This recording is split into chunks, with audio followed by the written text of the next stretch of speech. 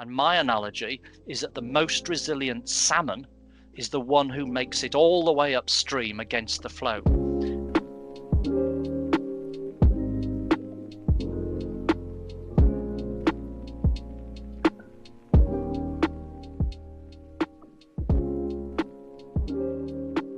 Well, leadership in crisis, disaster and war have featured dominantly in my career, and I've captured this experience within lectures that I give nationally and internationally, where the lessons apply equally to medical and business audiences. And I've actually got 10 leadership lessons that I wish I'd known early in my career, and they've been recurring principles and characteristics I've endeavoured to nurture in the challenging environments that I've faced since the late 1980s, from being a junior doctor up to being a strategic international medical leader.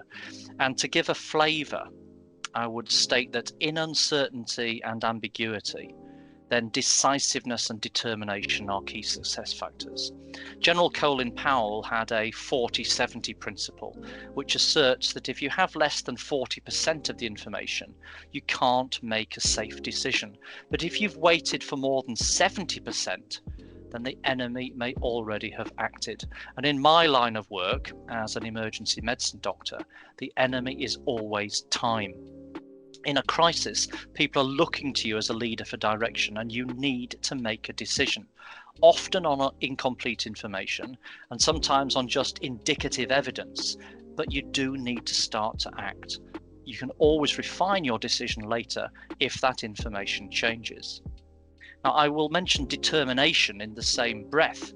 Some of the changes I've made within military and civilian healthcare have taken years, even decades, to become fully accepted, and have included, for example, inventing an early warning system for avoidable in-hospital cardiac arrest, introducing tourniquets to prevent life-threatening blood loss at the scene, and inventing the standardized messages that are used worldwide by the emergency services in communicating from the scene.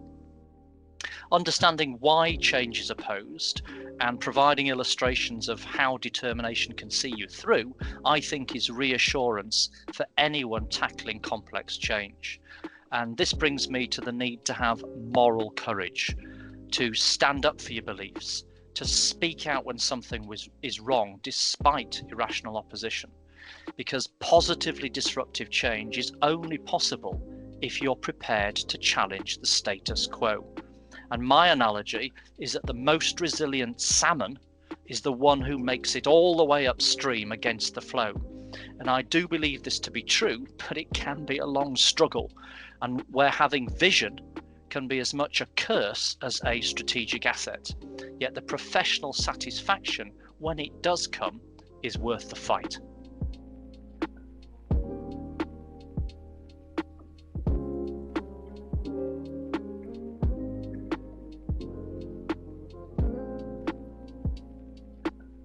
First, I would say, is the need to understand yourself, because if you understand yourself, and specifically how your own preferences are similar or different to those in your team, then you can begin to understand the preferences of your individual team members and be assured that you are building a cognitively diverse team who will view challenges from different perspectives, experiences, and cultures. In my own teams, I know that I prefer to come up with the ideas and to motivate others with a strong purpose and to find the initial resources, then empower team members to complete the task. Now, this doesn't mean that I can't be a finisher. I've written 37 books and over 150 academic articles, so I know I can finish to a deadline. But my preference is to be creative and to motivate others. And understanding this means I can look for team members who will complement my own preferences. But having said that, another ideas person on the team would offer constructive challenge to my own viewpoint, which I would also welcome. One particular aspect of diversity I've become very familiar with is multinationality, which has specifically been enhanced through experience of leading a multinational field hospital during war, and separately through being the elected senior military medical advisor in NATO for the last 3 years.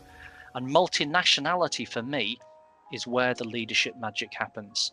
It's a key reason why our medical care advanced so quickly and so extensively during the Afghanistan campaign, to the degree we could achieve better outcomes from serious injury in a tent in the desert than in a London teaching hospital.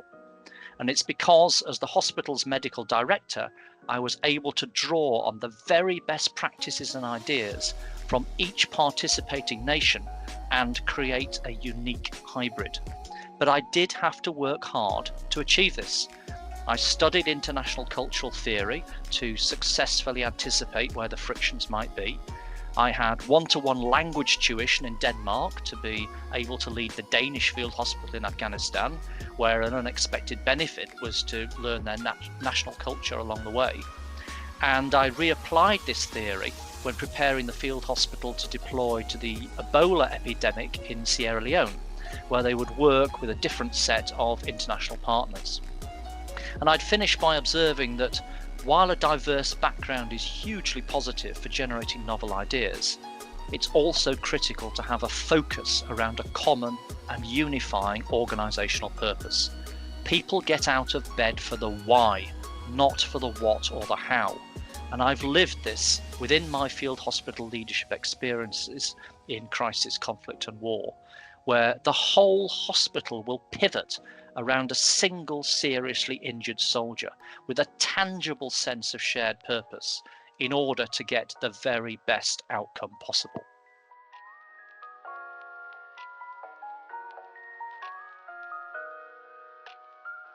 I've delivered a lot of keynote lectures to a lot of national and international audiences over many years, from tactical practitioners to strategic leaders, so I think I can be fairly confident of what the audiences will take away.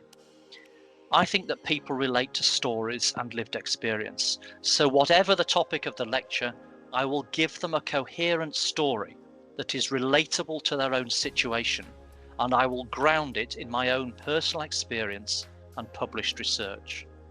I'll give them leadership precepts that are widely transferable and a pragmatic framework to address any complex issue or messy problem set that we've chosen to discuss. And above all, I believe I can offer a little inspiration and motivation because I can show through personal examples how you can build high-performance teams, how you can reform systems, transform outcomes, and lead revolutionary change.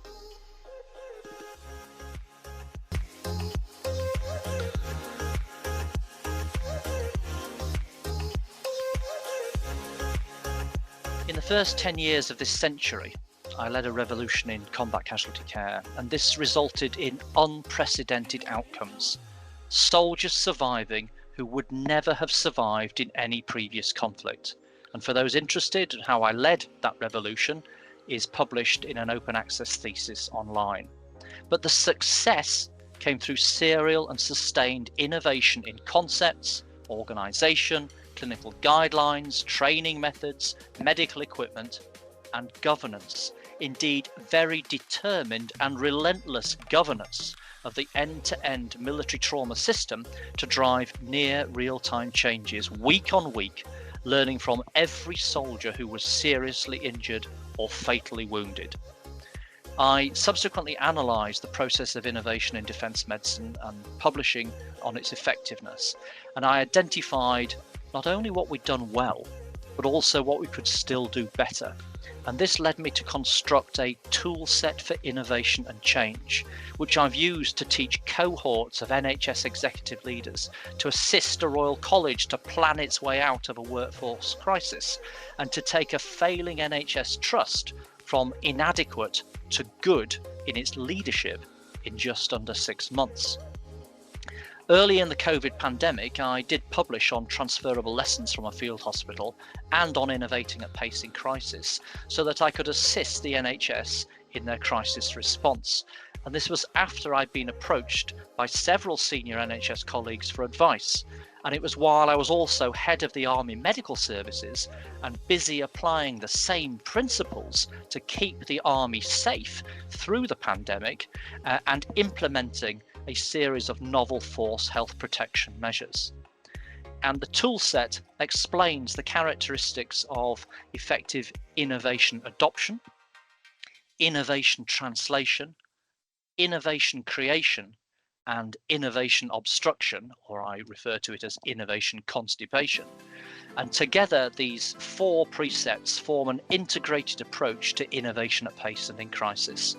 And the teaching is rich with personal examples to validate the associated precepts. And while the examples are, of course, medical or military medical, the framework is entirely generic and transferable across the public sector and the private sector and industry organisations. And if you want a primer, if you want a taster, you can find an article free in open access in the journal BMJ Leader.